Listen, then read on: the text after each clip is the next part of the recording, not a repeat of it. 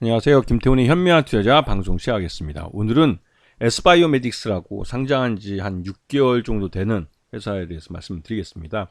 이 업체는 그 세포 치료제를 개발하는 회사입니다. 그런데 이 회사가 개발하고 있는 이 세포 치료제는 배아주기 세포로부터 유래된 그 세포 치료줄기 세포로 이게 파팅스병이나 이 망막변성 같은 이 글로벌 블록버스터급 신약으로 클 수 있는 가능성을 갖고 있는 그런 줄기세포 치료제를 만드는 회사입니다. 그러다 보니 시장에서 관심은 많지만 아직까지 임상에 들어간 것은 이 파킨슨병과 악엽성 척추 손상, 이게 이제 임상에 들어가 있는 상태고요.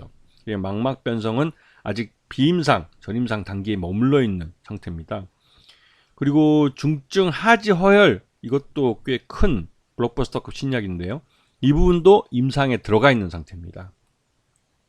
그렇기 때문에 이 나름대로 이 회사들은, 그러니까 이 회사 S바이오메딕스라는 회사는 임상에 들어가 있는 신약 후보 물질들을 갖고 있는 나름대로 연구 성과를 갖고 있는 회사라고 할 수가 있죠.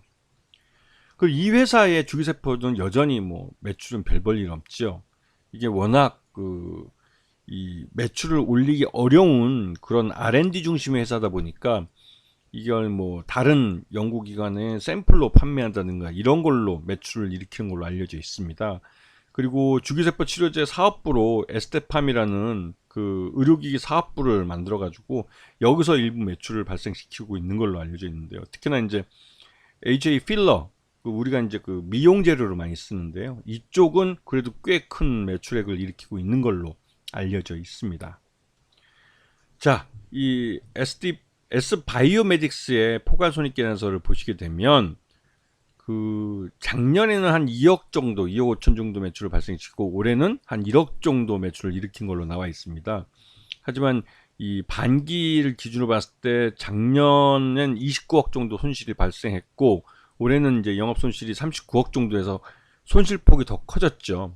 그 반기 단기 순손실은 41억 정도 발생해서 작년보다 확실히 늘어난 상태를 보여주고 있습니다. 그리고 최대주 지분은 지금 전체 포함해서 22.01%로 다른 바이오 업체들처럼 계속 그 R&D를 위한 그 비용을 마련하기 위해서 증자를 해왔기 때문에 최대주 지분이 굉장히 낮은 걸로 알려져 있습니다. 그리고 이번에 상장을 할 때 최대주는 지분을 한 2년에 3년 정도 보유회수로 하기로 했고 그 외에 우호 지분으로 들어왔던 이제 바이넥스라는 회사, 동국제약 이런 회사들은 상장일로부터 1년 동안 보유회수되기 때문에 즉시 시장에 나올 리는 없습니다. 앞으로 한 6개월 후에나 시장에 나올 거기 때문에 이쪽은 매물이 나올 것 같지는 않고요.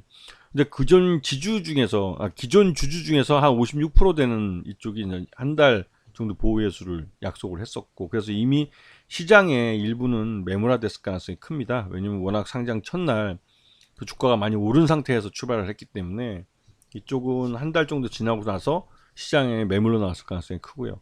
그리고 상장 주선인이 갖고 있는 게 한 3,000주 되는데 이거는 뭐 그러니까 한 22,500주 정도 되는데요. 이쪽은 뭐 워낙 숫자가 그렇게 많은 게 아니기 때문에 상장 후 3개월부터 매각을 할 수 있는데 이미 매도를 쳤어도 별 문제는 없는 그런 주식이라 할 수가 있습니다. 전반적으로 S바이오메딕스는 상장 이후로 주가가 많이 흘러내렸죠. 공모가 18,500원인가요? 그로부터 시작해서 처음 시작할 때는 최고가 24,000원도 찍고 상장 첫날 기록을 하기도 했는데 그 이후로 계속 적자 기업이다 보니까 그 계속 주가가 흘러내린 측면이 있습니다. 그러다가 지난번에 그 7월 26일 날 8,040원 바닥을 찍었죠. 제 전고가 대비해서 그 3분의 1 토막 주가가 흘러내렸는데요. 그 이후로 이제 최근까지 주가가 계속 횡보하면서 등락을 계속해 왔습니다. 그런데 오늘 그 파킨슨병 세포 치료제에 대해서 그 배아주기 세포에서 유리한 이 세포 치료제에 대한 가능성을 보는 그 세브란스의 이 임상 결과가 이제 임상이 나오면서 이 세포 치료제에 대한 기대감이 많이 커졌죠. 그래서 대기성 저가 매수세가 상한가까지 주가를 밀어 올렸습니다. 바이오주들은 기본적으로 바이오 신약 개발 회사들은 기본적으로 이제 적자를 나타내는 경우가 많은데 라이센스 아웃을 통해서 기술 수출, 즉 기술 수출을 통해서 그 계약금과 그다음에 그 연구 진척도했다는 마일스톤을 받게 되는데요. 이것 외에는 별다른 수익이 없습니다. 그래서 이 라이센스 아웃에 대한 경험이 있는지, 그리고 그러한 걸 통해서 어느 정도의 그 마일스톤을 받게 되는지, 이런 것들을 잘 파악해 보셔야 되는 거죠. 그리고 나름대로 기술력이 있다고 판단되는 기업들도 라이센스 아웃을 하지 않으면 대외적으로 그 기술을 객관적으로 검증받았다고 하기 어렵습니다. 또 한편으로 그 회사에 들어와 있는 다른 바이오 벤처나 제약사들, 즉 이 회사가 갖고 있는 기술을 객관적으로 평가해 줄 수 있는 외부 투자자가 들어와 있지 않으면 그런 회사가 주장하는 그 R&D 실적은 솔직히 믿을 수는 없는 거죠. 하지만 우리나라에서도 그런 기업들이 많습니다. 물론 이제 바이오의 업종상, 업종 특성상 그 특정 기술에 대해서 그 연구자 아니면 다른 사람이 객관적으로 연구하기 굉장히 어렵다는 한계가 있습니다. 이런 부분들을 감안해 보시고, 특히 이제 바이오 쪽 종목들이 신규로 상장했을 때 적자 기업들은 대부분 다 개장했을 때 이후로 주가 시간이 지날수록 흘러내리는 경향이 있습니다. 그리고 어느 정도 많이 흘러내리면 그때 이제 이런 호재성 재료에 그 아주 강하게 반등하는 경우가 많죠.